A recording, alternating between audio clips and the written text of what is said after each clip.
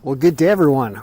Welcome to beautiful Mountain Home, Arkansas. We're up in the Ozarks. We made it here just before sunset, but there is a whole big day of sports still yet to happen. So let's talk about them today while we're on the road. Still got a lot of driving to do. So first, let's start off with basketball. We've got NBA right here. I have this thing completely opened up to show all the games, even the games that are below a margin of 0. That starts right here at the Sixers versus the Hawks.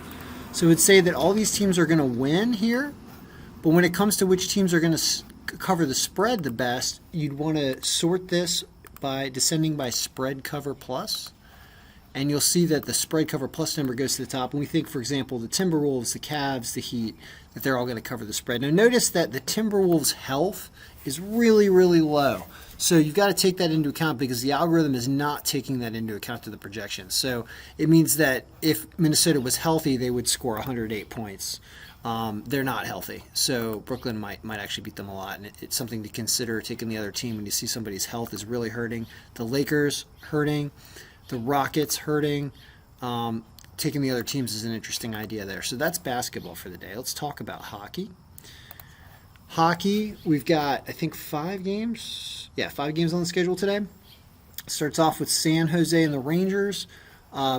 Pretty close game, actually, but it does like the Rangers, but the line's bad.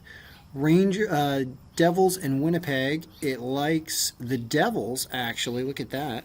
Because Winnipeg's just been playing so awful lately, and they have a huge underdog line, so that's an interesting pick. Vegas and Arizona, it likes Arizona over Vegas because they're streaking better. Oh, wow.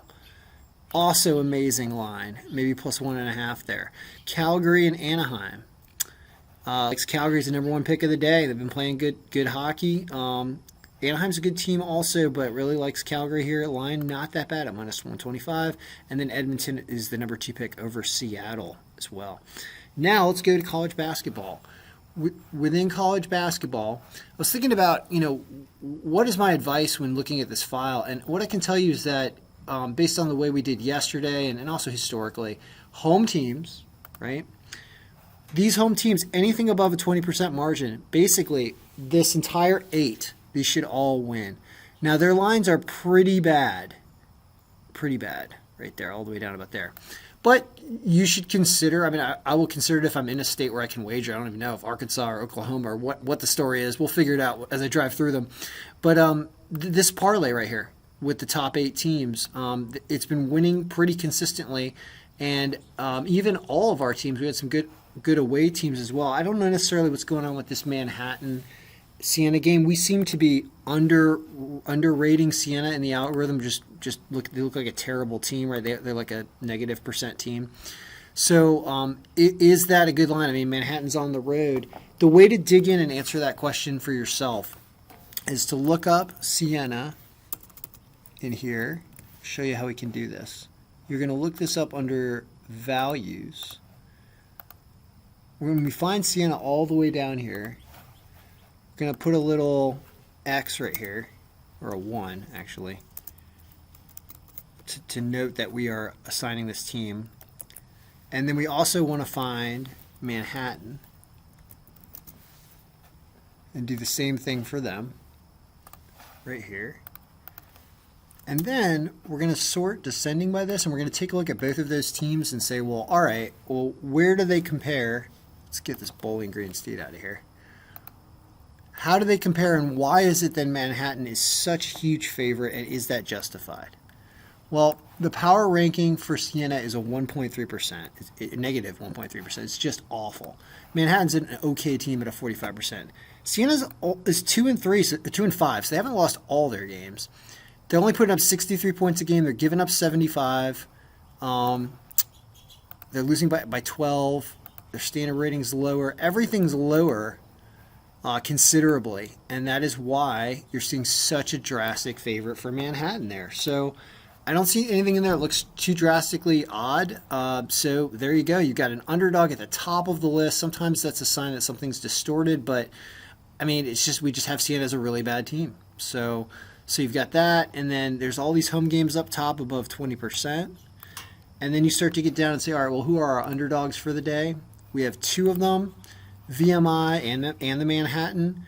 VMI has not been playing. We've been complaining about VMI. We call them the Medically Impaired Institute or something. We were making fun of them because they weren't doing well. So they're also away down there with a 11% margin still, but it's still within that home bump range. So that one might not be as good, but the Manhattan one does look good.